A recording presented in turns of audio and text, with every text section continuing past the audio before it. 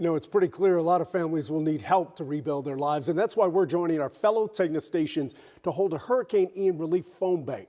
To donate, just dial that number on your screen, 972-988-8888.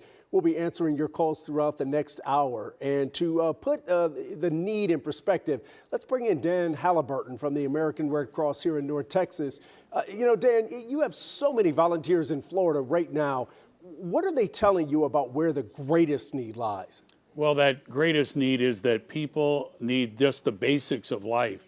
They need water, they need food, they need shelter, they need help with medical conditions because they don't have power in their area, and the Red Cross is there with so many levels of service.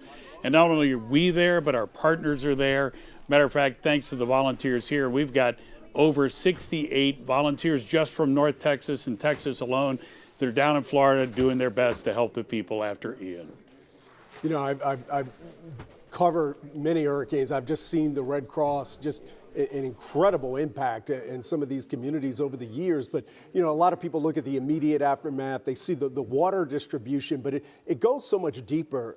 And in light of that, you know, we know some parts of Florida, this recovery is going to take months, if not years. You know, what does that long-term relief look like?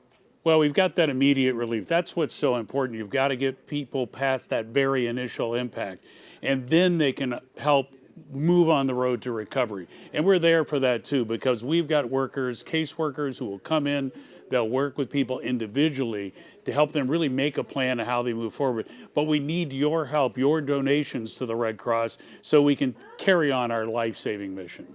All right, Dan Halliburton from the American Red Cross here in North Texas. And again, I urge you to just give a call to that phone number there on your screen. We have volunteers waiting to take your call. Dan, thank you.